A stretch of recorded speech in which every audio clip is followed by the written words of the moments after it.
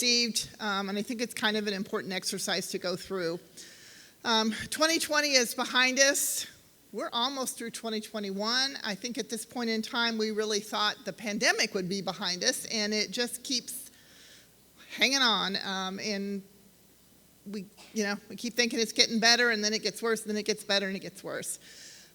We talked about this in 2020 because we just were not in any way prepared for this pandemic and what it would do to our lives in every aspect. And certainly for us as providing the services that we provided. We went through a lot in 2020, and we're still dealing with some of it in 2021. I think the Treasurers Conference was the first one that we did that was fully in person. No, Clerks was. But I came back from the Treasurers with COVID, so it's still out there, So we talked about in 2020 some of the information about preparedness plans, and that's really what I'm going to, but we're talking about now is kind of looking back at what we did, how it worked, and going forward on that. And now we're facing again what we think we're getting better, and then they're saying, okay, this whole flu COVID season could be really bad. We don't know. And so again, hopefully we're more prepared for it now than we were. But we still need to keep those plans and continue to work on those. I can get it to move. Okay. So way back in April of 2020, we issued the State Board of Accounts issued memos regarding the continuity of services. As you are all well aware, there was a variety of responses to the pandemic. I mean, we thought maybe it'll last 2 weeks, and like we said, now it's almost 2 years later, and we're still dealing with it. We had issues where entire courthouses got shut down, where maybe your office got shut down to the public, but you were still coming in, where any variation thereof. And so we sent these memos out because we wanted to make sure and be clear that especially because it was going to last more than 2 weeks, that these government services still have to be provided. And you're all aware of that because you are the ones helping provide those services. So for your offices, you guys do payroll, you pay the vendor claims, you keep things moving, you do settlement, which gets the property taxes and excise out to the other units.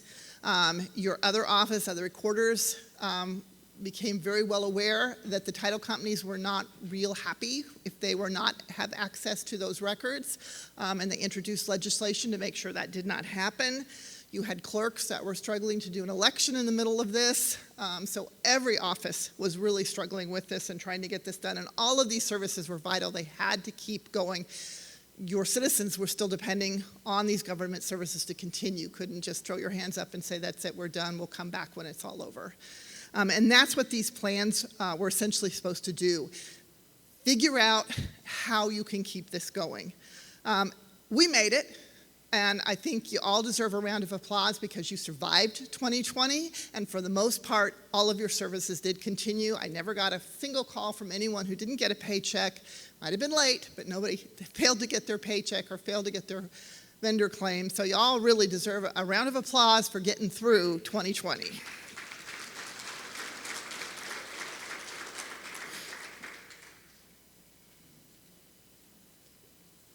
And those memos, by the way, are still available on our website if you have any questions or want to review those.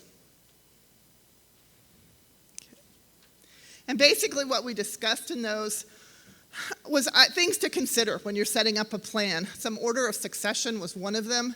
The thing with the pandemic that you might not have had with other emergencies or threats if there was a natural disaster or something is you could have an entire office or courthouse that was shut down because of COVID. So it wasn't enough that if just just the auditor was out of the office, but that might take out the entire office. And so you needed to have some sort of order of succession so that if you as the auditor were not able to perform your duties, and maybe your first deputy and your second deputy, how were you going to get that done? Was there, think about it. Was there someone else in the courthouse that had worked in the auditor's office that may be able to go in and do some necessary functions to keep going? Someone that maybe was familiar with payroll that could work with assistants on that. And to think of that hopefully before it happened, because once that happens and you're not able to work, is not the time to be worrying about how payroll is going to get done or how claims are going to get paid. And so that's what the beauty of the plan is, that you put these things in place beforehand so they can be implemented when they're needed. Hopefully they're not ever needed, but if they are needed, they can be implemented. Again, you're delegating that authority for treasurers, for other offices, had bank accounts. How are you going to get access to those bank accounts transferred? What kind of procedures need to be done? What can be put off? What absolutely has to be done? Payroll has to get out. Are there other things that your office does that maybe can be done later that didn't need to be done right away? And get those procedures kind of lined up. Make sure you have information technology on board. So accessing your local system, your IT people, will you have remote access? Is that something? What kind of security do you need if you have remote access? Because suddenly you're working on home Wi-Fis, which may not be as secure as the Wi-Fi at your courthouse. What kind of, and you're accessing payroll files, that's very sensitive data that you're getting into. All of those things have to be considered beforehand and should be part of those.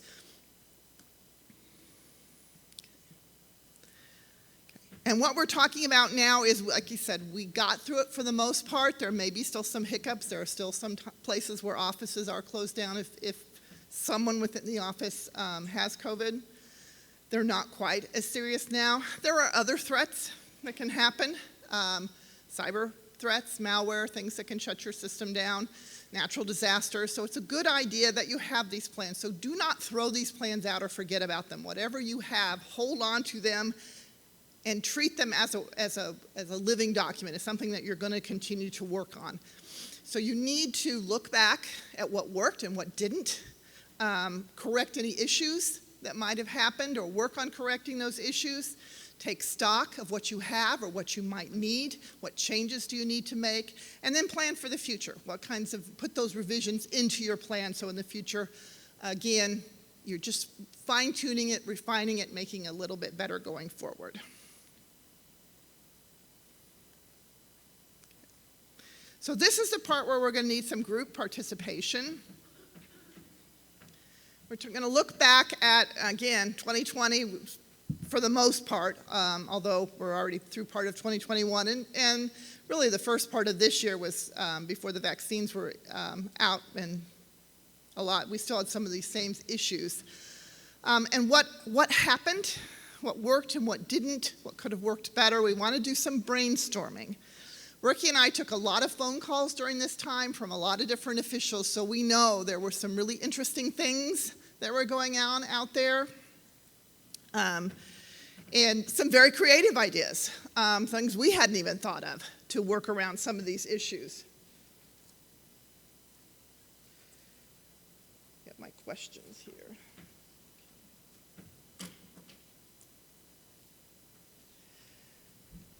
And so that's what we want to get here, is to get from you guys, let's brainstorm as a group. For all of you are in the same office. There is no better group or peer of people that are going to understand what you went through. Even if you're talking to other officials within your county, really this group is going to understand what it was like to be an auditor during COVID. And so we're asking again for your stories. Maybe you just need to vent. Maybe you have some really good things that worked for you that you'd like to share, or you had some problems you couldn't overcome that maybe someone else has ideas that might have worked. And so that's what we're going to do for this part. It really depends on your participation in it. Ricky has the microphone, and so we have built-in time for this, so there is no rush. But I will start it off by asking questions. So anyone here, did your entire office get shut down because of COVID? Whole office? Couple. There's one back there by you if you don't have to walk too far. And tell us what you did, how you dealt with that. Well, we all got sick at the same time, right before Christmas.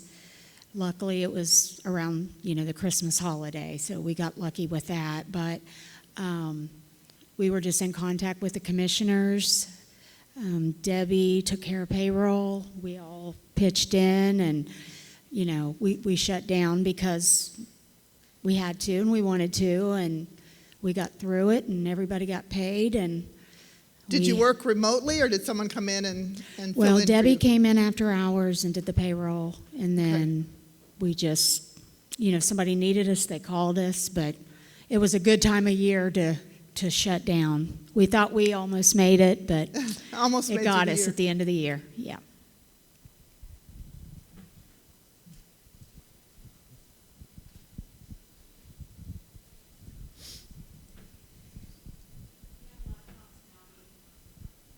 That helps. Tipton County had voting on the second floor, which happens to be where the recorder, the assessor, the auditor, and the treasurer are all located. And a week after the fall election, the auditor tested positive for COVID. I was gobsmacked, and my crew then were quarantined. I had one deputy that had been ill and wasn't present and wasn't exposed to me, so she carried the office. Wow. For days by herself. Early on, the title companies were concerned about access. So I talked to the treasurer, the recorder, the clerk, and we set specific hours where all 4 offices would be open and the title companies could come in and get their work done. And that worked out very, very well. And the title companies were more than grateful. They were really ecstatic that we made the commitment to keep commerce going in Tipton County. That's good.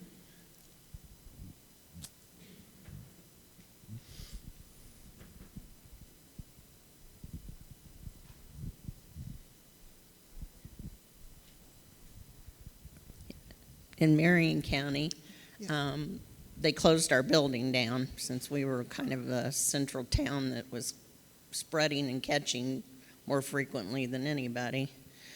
They shut the whole city-county building down, and within 3 days, ISA had loaded the majority of the people that worked in the building with laptops because the police department just went through a refresh program. They had already had the laptops wiped clean. All we had to do is have them mirror our desktops, and within 3 days, they had the whole city-county working from home. So we paid vendors, we paid payroll from home, and we could do the real estate deductions because we already received those online and did everything online with those. Number one, they considered us in the building payroll number one because everybody wants a paycheck. Right. So we were called essential, but what we did was have the managers come in every other day, sort through any mail, pick up any work, and distribute it electronically through our scanning system to staff members, and we were successful in keeping them out of the office until June, at which time we came back every other day and rotated the people every other day within the office. So that all came the in. original documents stayed at the office. You just scanned out copies. Yep, we just scanned them. We had large copiers that had the scan function, so the managers of each department took their days off during the week, went ahead and scanned. We did not have any downtime whatsoever. We forwarded our phones to contacts within each department, so all the phones got answered. We were just fortunate enough that there was the available laptops to do that. That's critical. But we had already gone online with everything, so my suggestion is work with your ISA or your IT department. We had nobody get COVID in our office from 2020 to January 1, 2020 to January to December 31st of 2020. Wow. We've had a couple of scares, but nobody's actually. So we were really happy about that. And the entire enterprise, out of 4,000 employees, only a handful developed it. That's incredible.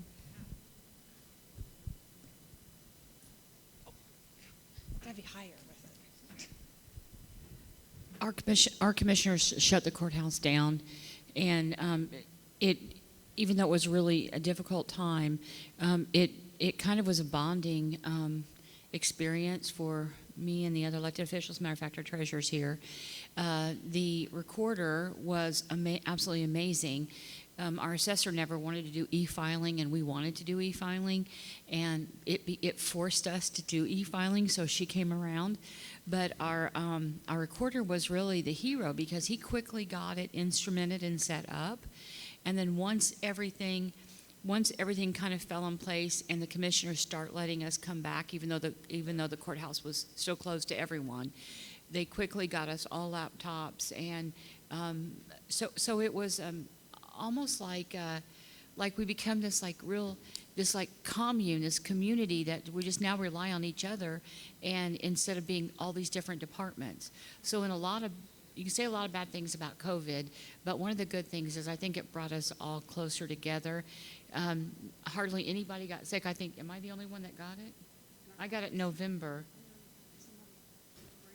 Yeah, and our head of our public defender got it, or not public defender, probation officer got it.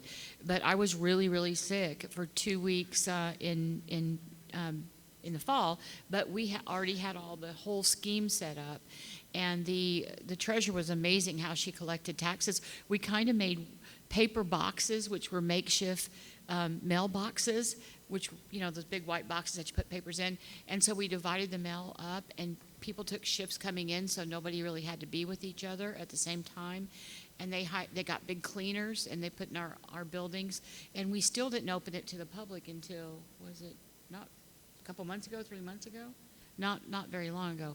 But the amazing thing is how we all pulled together. Like you see after a hurricane or something. It's just this great sense of community. And I think all in all, for a bad experience, it was really quite wonderful experience.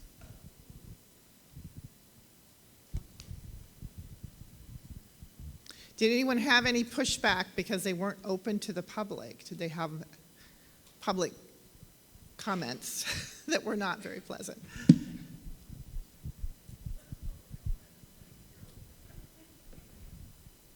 Yeah, I had pushback from all kinds of places that because we weren't open to the public or because we were working remotely, and even as much as these anonymous letters were sent to all of the council members and posted on the county attorney's door asking why we were able to work remotely and calling that ghost employment.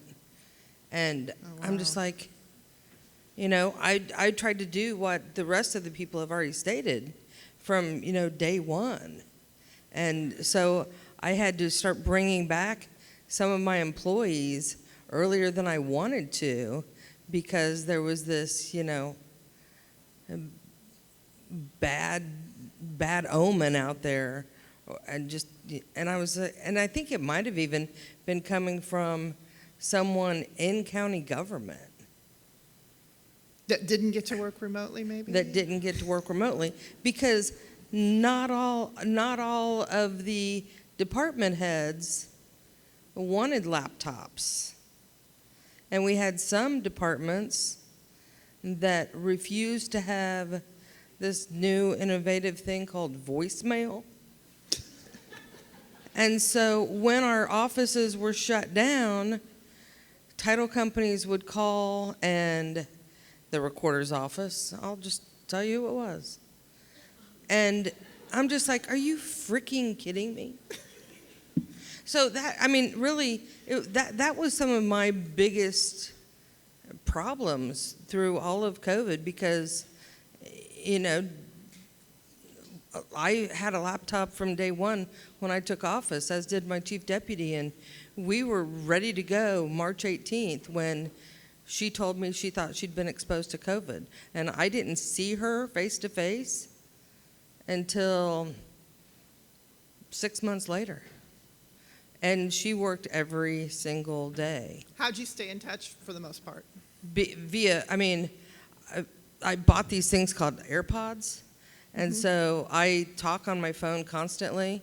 Did you do any With meetings AirPods? through Team or anything, or just We phone did calls? we did Zoom. Zooms? We did lots of Zoom meetings. We did. We were working a staggered workforce because I instituted. Then this was also very controversial, unnecessarily. 10-hour work days. So the people in my office work 4 10-hour days. I got pushed back on that too from someone else that works in the building that doesn't work in my office. But it was really helpful because we had a staggered workforce.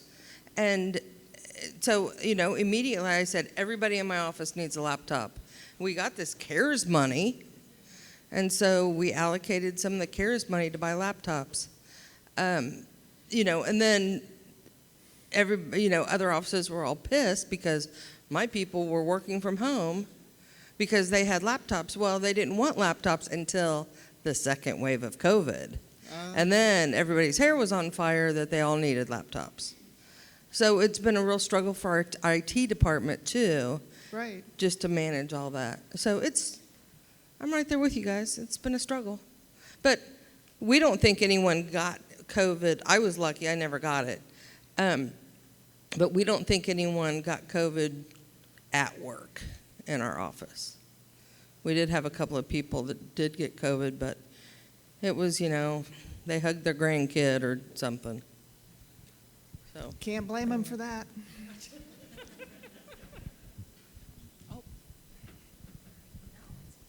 Okay. That brings up a point for me. One of our biggest challenges as the auditor's office, we worked through. I think we were closed. Our office was actually closed one day because of an employee in the county that had been in our office. But one of the biggest challenges was our work doubled in the auditor's office. Our people were home, they sold and they bought, and the title companies and the banks were pushing. The problem was recorder's office, not so much. They only wanted to work so long. Treasurer's office, they only wanted to work so long. That was one of our biggest challenges because they wanted to cash out and go home, and we were still there trying to work. So that was probably So there one of the wasn't a biggest real things for us. coordination, like someone had really good coordination. You guys didn't have that with the offices.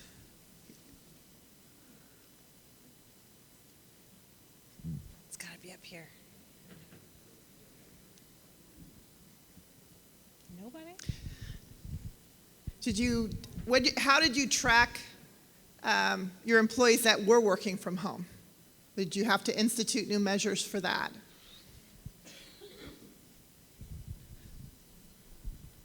So we created the work from home policy in the Okay. middle of it. Of course, I had to spearhead that because nobody else does anything. And then they had to log their daily work that had to be attached to their time cards. And we had to, our office specifically, we were able to work from home for the most part, but one person would go in every other day for a few hours and do all the e-filing, and claims would come in and run claims. But we did create the work from home policy, and they had to log all of their work hours and what they were doing, and their department head had to sign off on that. And who has number 41? Look, right there. Right there. There's a match.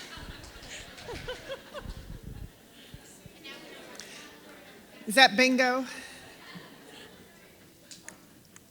Anyone else do anything different for tracking their work from home hours? You're going to make me walk all the way back over there.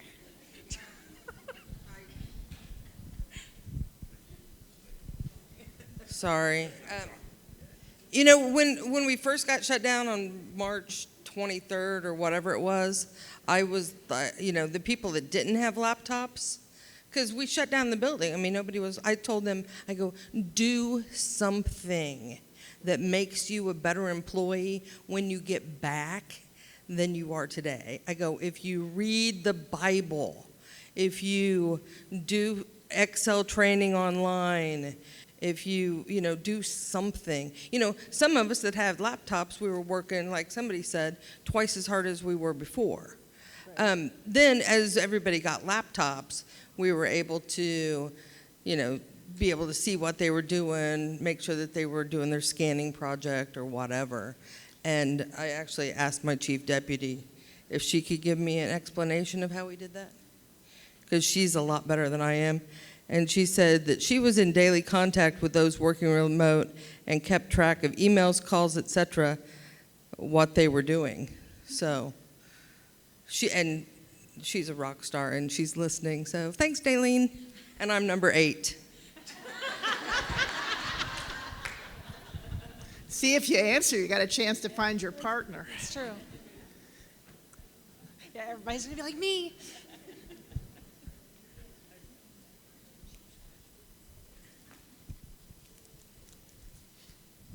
I am appreciative of the aisleways between the tables. I don't always get that at conferences.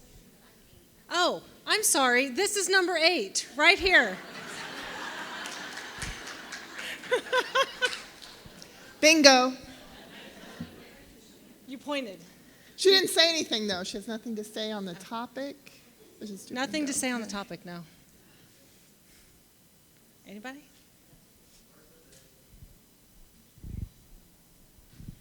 I wanted to see if anybody else had this phenomena happen, is when they did come back to work full-time, if they worked out of the office remotely, some of them felt like they no longer needed a manager. Huh?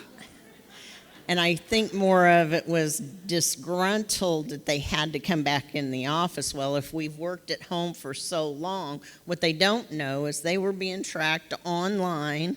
We could monitor their work from home, from online, Right. and see what the workload was getting done and the product that was coming back. But I actually had 3 or 4 people that want to go out and work remote if they get a cold, So but I got a hangnail one on thing the that I phone. did see is if they were disgruntled with their management and was like, how dare you say something to me now? Wow. I had a couple of those, and in OCC, which is our attorneys, the biggest whiners have been in the attorney's office. Why can't I continually work from home? So.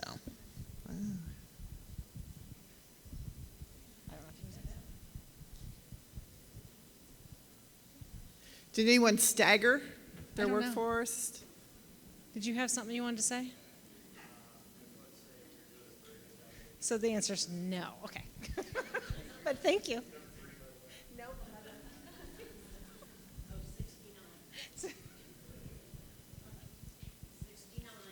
It's like bingo. I thought you were 49.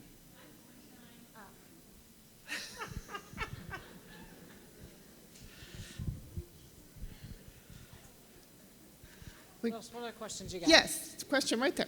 Oh, I like that. So how did other auditors handle? We had it's not fair, oh, woe is me, because the highway department, sheriff's department, 911, they had to continue working while the rest of us got to work remotely. That's not fair. So how did other offices handle that situation? We basically just told them to get over it, but there might be a better way to say that. Did anyone use any method besides the get over it method?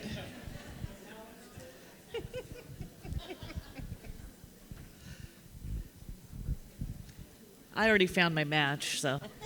But no, we called a special meeting, not a special meeting, but we put on the agenda for the commissioners for each office to appear before the commissioners and determine whether they were essential or non-essential workers. And we kind of set that precedent early on in that process as to why these people would have to continue working and why others could work from home if they were able to do so. Pre-planning, I like it.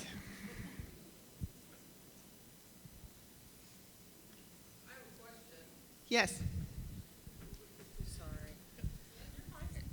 Has anyone given any of their ARP money as benefit or stipend or excess pay or whatever to The some of premium those pay? people? Yeah, premium pay to any of those people that were deemed essential. And if so, how did you do that calculation and make that allocation? Meeting in her hotel room. What was your? I'm sorry. Number 8. It's the third floor.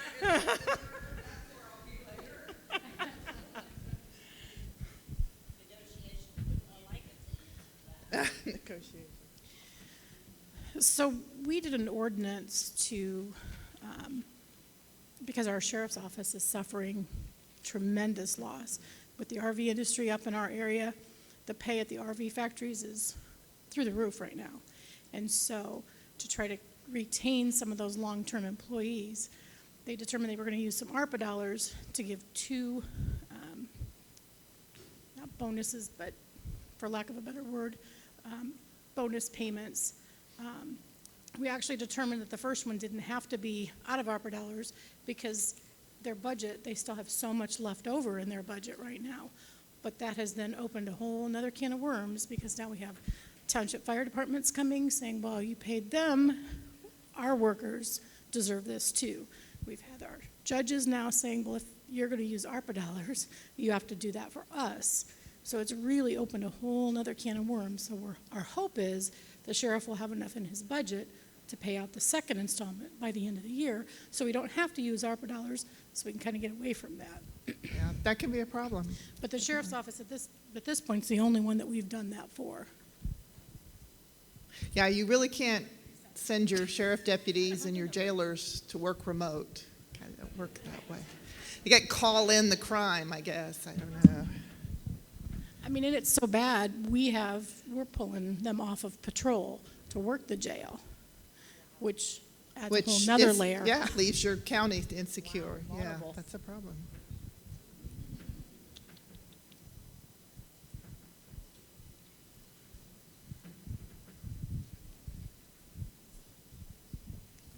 Our unionized workers that were essential were negotiated with the unions. The other essential employees, at the end of the year, they batched the CARES money that was specific for that and gave everybody across the board a 3% basically bonus or whatever they were calling it at the time, which was pretty fair. Everybody's life was turned into turmoil.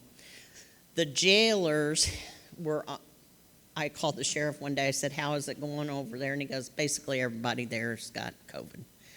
The sheriffs, everybody's got COVID. Wow. So in order to keep it safe there, they offered the street deputies a bonus add-on to their salaries, significant amount, like $25 an hour increase for the time that they volunteered to go over and work in the jail.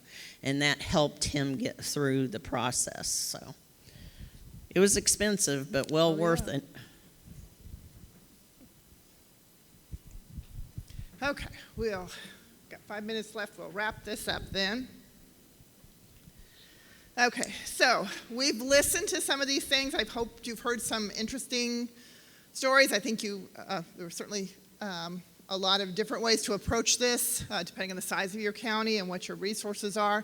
What we really want you to do is take stock in your plan, where you're at.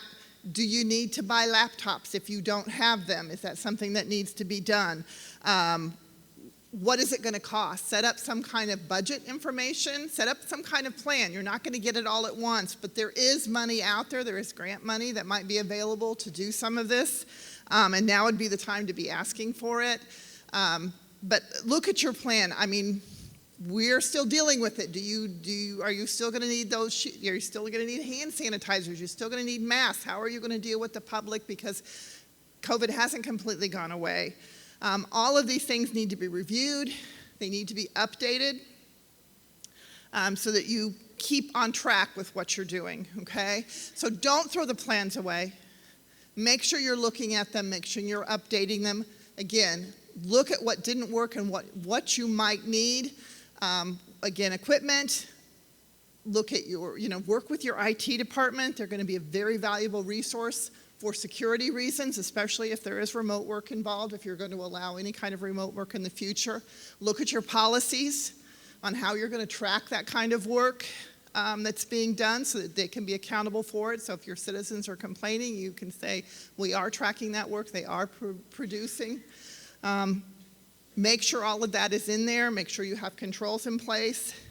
We also ask that because of the way the work was done in 2020 and now hopefully has already been reviewed, but in 2021, look at what the work that was done in there. Make sure everything did get done. Some stuff got pushed off simply because you didn't have time. It wasn't a priority, but go back and look at it. Make sure everything is up to date. Everything is caught back up again as you have time, that the work has been reviewed. If you were out sick for any length of time and someone else was troubleshooting for you or taking over your responsibilities, go back and review that. Do the oversight on that. Make sure all of that has been checked. I already talked about that. Okay. And then, again, make your plans for moving forward. Set your priorities. Determine your budget. Set some kind of timeline when it would be good to have these. And update this plan. As often as necessary. You do not need to be looking at it every day. I think I told the others you don't need to sleep with it under your pillow like I do my internal control manual. What? But you do need to look at it occasionally. Don't just put it in a file somewhere and in 10 years, your successor auditor is going to go, what is this? Keep it up to date. So as things change, as technology changes, as resources, as personnel change, take a look at it and update it and keep it ready because, again, you don't know what the next whether it's going to be a pandemic, again, whether it's going to be a natural emergency, a tornado or a flood, whether there's going to be a cyber attack. We don't know what it is, and we need to be as prepared as possible. Can a plan fail? Yes, it can. But if you don't plan, it's just that much difficult. We heard stories from others where they were sneaking into the courthouse at midnight to try and do their work because the commissioners wouldn't let them in. You need plans. That's no life for anybody to have to do things like that. So get your plans in place, get them to where they're recognized and they're approved so that if this happens again going forward, you can stay on top of this. If you have questions, these plans are all unique to your office and your resources. Ricky and I will be glad to brainstorm with you at any time, just like with your internal controls. We can't write them for you because we don't know what your resources are. But we're more than willing to talk about them and go over them and deal. If you had issues you could not overcome, to brainstorm ideas. This group, these are all of your peers. This is a wonderful group, even beyond this, to get together at your district meetings or with your mass emails to ask for help because you all have been through it and someone else might have, there's no need to reinvent the wheel. Someone else might have a solution to your problem that would really help you out. So don't ever think, I can't ask a fellow auditor. You've got each other to lean on. AIC is another really good resource for this. So use your resources. Don't feel like you're alone in all of this.